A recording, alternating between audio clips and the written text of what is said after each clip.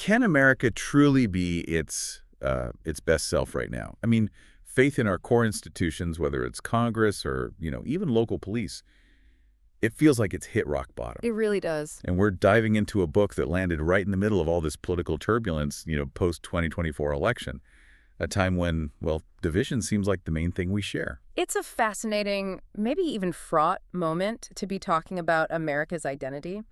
And it sets the stage perfectly for how we approach this. We strongly believe that some books, well, they need to be challenged, interrogated. Right. So this critique, it uses a step-by-step critical thinking framework. We map claims to the evidence presented, drawing on principles from Paul and Elder. Okay. We also bring in an intellectual framework inspired by Mortimer J. Adler's work on knowledge, opinion, and wisdom. And crucially, we apply the Golden Rule and the U.S. Preamble to look for ethical imbalances or asymmetries. And only then wrap up. Only then do we get to a logical analysis and hopefully a balanced conclusion. That kind of rigorous approach feels necessary for this.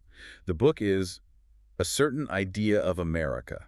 Selected writings by Peggy Noonan, Pulitzer Prize winner, of course, longtime columnist for the Wall Street Journal. Indeed. And this collection gathers about 80 of her columns, spanning something like a quarter century. So it's a significant body of commentary. And for you listening, just a note, you are experiencing a unique two-host AI conversation.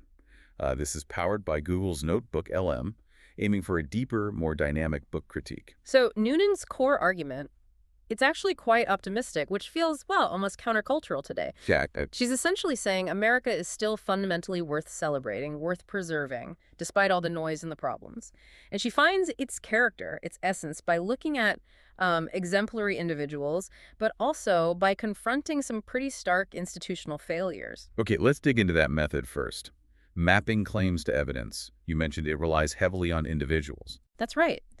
What strikes you immediately is her primary evidence for American resilience isn't data, it's not academic studies, it's these detailed biographical sketches. Moral evidence, you could almost call it. So the character of certain people acts as proof that the American spirit is alive and well. Precisely. She points to a really diverse group to make this case. You've got the evangelist Billy Graham, Queen Elizabeth II. Interesting choice, the Queen. Well, representing certain enduring values, perhaps. Then there's the author Tom Wolfe, and even going back historically, Ulysses S. Grant. She holds up their lives, their conduct, as mirroring America's, well, its better angels. But the analysis we're drawing on highlights a kind of inconsistency here in the type of evidence. Yes, exactly. Because when she shifts to talking about institutional decline, the evidence becomes very different. It becomes concrete, specific, verifiable failures. Like what? Well, the example given is the police response in Uvalde during the school shooting. Officers who demonstrably failed to act quickly. That's tangible, factual evidence of failure. So virtue from individuals, but hard facts for institutional collapse. It's a selective pairing, isn't it? Moral exemplars on one side, documented failures on the other. It raises questions about the standard of proof being applied. And her take on political polarization, especially Donald Trump's impact, that leans more on the personal side, too. Very much so. It's grounded in her personal observations, her decades as a Washington columnist, her background as a Reagan speechwriter, that insider perspective within Republican circles. Which gives rich context, for sure. Absolutely. But it's fundamentally anecdotal. It's the view from, say, the columnist chair, not a systematic analysis of polling data or broad social trends. Okay, that distinction, personal insight versus systematic data, leads us neatly into the next layer, applying that intellectual framework you mentioned, Adler's ideas. Right. So when Noonan reports verifiable historical facts, maybe biographical details about Brandt's life or Billy Graham's ministry that fit squarely into Adler's category of knowledge, things we can check. Got it. Facts are facts. But then you see this shift, and the critique flags this as the prediction gap. It's where her work moves clearly into the realm of opinion. Like her assessment of Joe Biden back in 2019. Exactly. The critique points to her describing him as, I think the words were, sweet, weak, half-daffy, and dismissing his chances as basically meh. Which didn't quite match the outcome. Well, it certainly proved at least partially incorrect, given he won the election. What's interesting is how that assessment, probably rooted in her gut feeling and insider conversations, lacked any real empirical basis for being so certain. It highlights the danger zone for opinion columnists mistaking strong intuition for, solid prediction. So if the facts are knowledge and the Biden prediction is opinion, Where does her main argument, her overall vision, fit in? That synthesis, her attempt to weave these individual stories into a larger narrative about American exceptionalism that moves towards Adler's category of wisdom. Meaning she's trying to apply understanding to bigger questions about national purpose, values. Precisely. She's synthesized observations to say something profound about what America is or should be. But, and this is key, the critique notes her framework for reaching that wisdom feels intuitive, maybe even poetic, but it's not systematically argued or proven. It's a compelling vision built on selected stories, not rigorous demonstration. Let's pivot then to the ethical side, the golden rule assessment. How does reciprocity, treating others as you'd want to be treated, play out here? Well, it reveals some, let's say, interesting asymmetries. On the one hand, she definitely advocates for civility, for mutual respect, which aligns perfectly with the golden rule. Right. But her criticisms, especially of figures like Donald Trump, can be intensely personal, quite sharp. The critique suggests she probably wouldn't appreciate that same style of personal critique applied to conservative figures she admires. So a potential double standard there. That's the asymmetry identified, yes. And beyond personal interactions, there's also what the critique calls a systemic gap. Her strong focus on individual character, on personal virtue, tends to overshadow or minimize the role of structural inequalities, systemic issues. Right. Things like baked-in discrimination or economic barriers. Exactly. And for people who experience those barriers firsthand, especially from marginalized communities, her somewhat romantic vision of American institutions and individual striving might seem, well, maybe a bit tone-deaf, or incomplete at least. It doesn't fully account for unequal starting lines. Precisely. Her application of the golden rule seems strongest when discussing how political elites should treat each other, perhaps less robust when considering the vast differences in social capital across the whole population. And how does this map onto the Constitution? The preamble assessment. That's quite revealing. The book scores highly in one specific area, an 8 out of 10 for secure the blessings of liberty. Okay, why so high there? Because her writing consistently emphasizes preserving democratic institutions, respecting core American values, freedom. That's central to her idea of America. But lower scores elsewhere. Much lower when you look at the preamble's goals related to the collective good. Only a 4 out of 10 on established justice.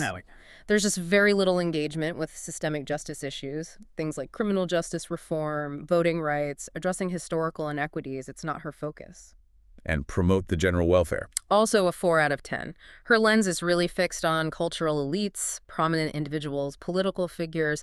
Less attention is paid to the broad economic and social well-being of the general population. So strong on liberty as an ideal, weaker on the mechanisms for ensuring justice and welfare for everyone in practice today. That seems to be the pattern identified, yes. Championing the founders' ideals, but maybe less clear on the roadmap for making them fully real for all citizens now. This feels like a good moment to pause. We're taking a quick mindful moment here just to remind you about our YouTube channel. It offers AI book analysis, summaries, critiques, and shows like this one across many genres, all aimed at inspiring reflection and rational thought. And that reflection is crucial as we move into the logical structure of Noonan's arguments. Because that reliance on biography, while powerful rhetorically, does open up some logical vulnerabilities. That's it. Well, for instance, the consistent use of specific, often heroic figures can lead to what's called a hasty generalization. Drawing a huge conclusion about all of America based on just a few special cases. Exactly. You can't really look at Ulysses S. Grant's incredible resilience and just conclude, therefore, America today is resilient. It's too big a leap from too few examples. And that selectivity connects to another issue. Yes, confirmation bias. It suggests she might be choosing only those exemplars, the Grahams, the Grants, who neatly fit her pre-existing thesis about American exceptionalism. Counterexamples or evidence of widespread character failure might be downplayed or ignored. And when dealing with current politics, you mentioned ad hominem earlier. Right. Sometimes, especially with figures she strongly dislikes, the critique suggests her arguments focus more on perceived personal flaws, particularly with Trump, rather than engaging deeply with their policies or the systemic factors at play. So attacking the person rather than the policy. It can lean that way. While the character observations might be valid, relying on them as the main argument short-circuits a more rigorous analysis of actions and consequences. I think the critique also raised something called survivorship bias. That sounds subtle. It is subtle, but potentially quite significant given her method. Survivorship bias is about focusing only on the winners, the ones who survived or succeeded within a system. While ignoring all those who didn't make it. Exactly. You celebrate the historical figures who rose to prominence, but you don't fully account for the systemic barriers, racism, sexism, economic hardship that prevented countless others from ever having a similar chance. So if Grant's rise is hailed as proof of American opportunity, Does the analysis adequately grapple with the post-Civil War conditions that actively denied opportunity to millions of Black Americans or exploited immigrant labor? The critique suggests perhaps not sufficiently. by focusing only on the survivor, you risk romanticizing the system that produced them, warts and all. That's the danger. It can give a skewed, overly rosy picture of the past and, by implication, the present state of American character. Okay, but this is a balanced critique. We need to acknowledge the book's strengths, too. Absolutely. And there are significant strengths. Noonan is undeniably a brilliant writer. Her prose is exceptional, and she crafts these really compelling, memorable portraits of American figures. And her insider perspective. It does provide genuine, valuable insight into the workings of Washington, political culture, and particularly the conservative intellectual movement over recent decades. That's not insignificant. She also, as you said, makes patriotism feel intellectually serious again. Yes, which is quite an achievement in today's often cynical environment. And importantly, her constant emphasis on individual moral responsibility, on character, provides a necessary counterpoint to analyses that only look at structural factors. She reminds us that individual choices matter.